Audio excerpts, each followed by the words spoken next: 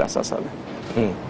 طيب قل بعد التعاقد مع كابيلو كمدرب رأينا كثير من الكلام اللي كان يروج عن انتقالك من يوفنتوس، وهناك تصريح من شهير من بوفون يؤكد فيه أن كابيلو كان يعامله بشكل يعني لا يستحق ديل بيرو.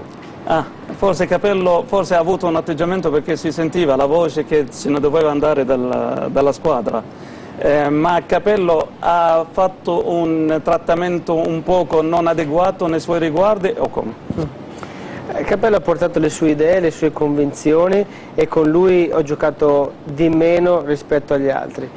Quello che io voglio ricordare di quel periodo è quello che poi è successo in realtà, che ho segnato con una media gol migliore di sempre ed è stata la migliore fra i miei compagni dell'epoca. Con Capello? Con Capello perché quando entravo in campo qualsiasi minuto volevo che fosse vissuto in maniera totale e così mi ha permesso di segnare anche quando entravo 10 minuti o quando giocavo dall'inizio. Ho segnato veramente tanto con Capello. بوجود كابيلو رغم اللي تفضلت فيه طبعا بالحديث عنه ورغم الإشاعات اللي طلعت، طبعا حتى لو كان يلعب سواء للجيم كامل أو لجزء أو ل10 دقائق، هي الفترة اللي سجل فيها أكثر أهداف وكان يتمتع باللعب. طبعا كابيلو حط خطته وحط تقنيته بالفريق، فتقبل طبعا منه أي طريقة كان يتبعها في اللعب، وبالعكس أنه سجل بتلك الفترة أكثر أهداف هو يعتقد. قل له هذا درس للاعبين الناشئين اللي أتمنى الآن وهم يشاهدونه كقدوة أن يقتدوا به، لأن قد يكون أحيانا المحيط السلبي تأثيره إيجابي على اللاعب، وهذا بالفعل مثال.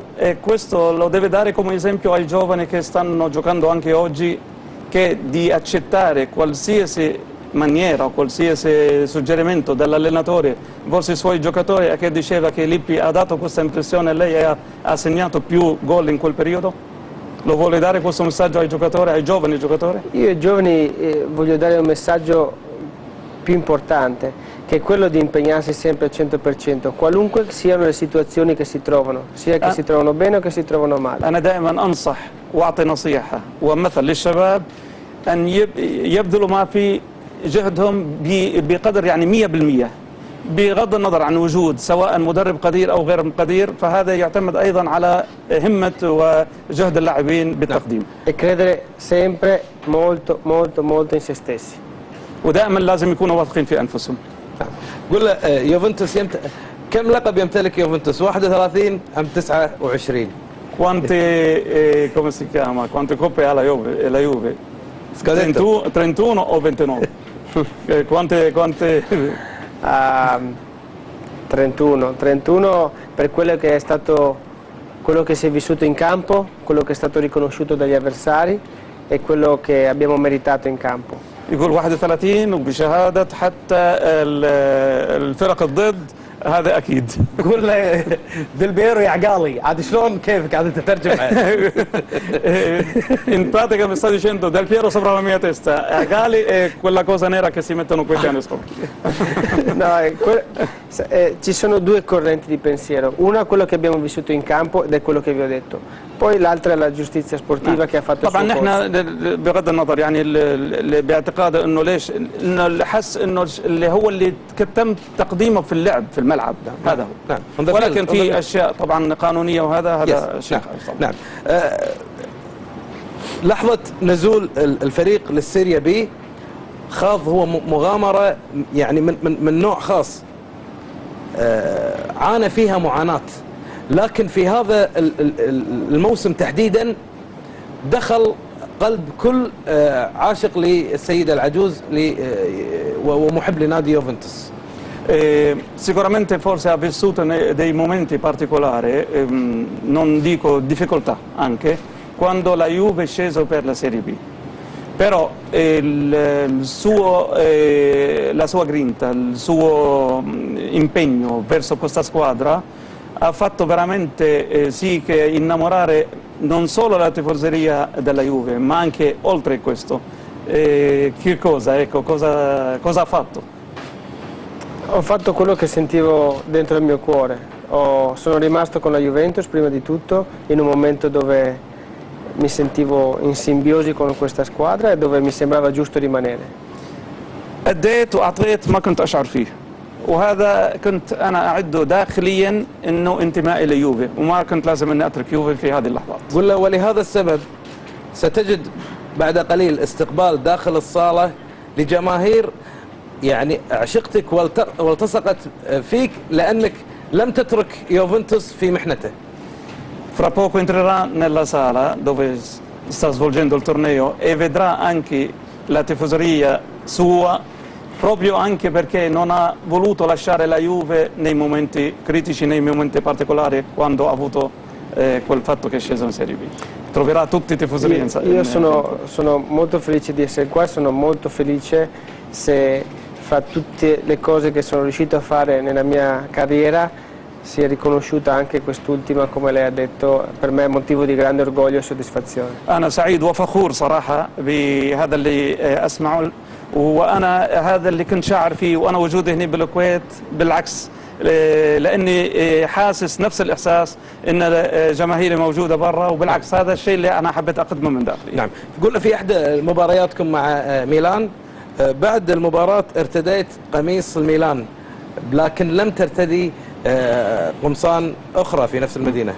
Con una partita contro il Milan ha messo una t-shirt dal Milan, però con altre partite negli avversari non ha voluto mettere altri t-shirt.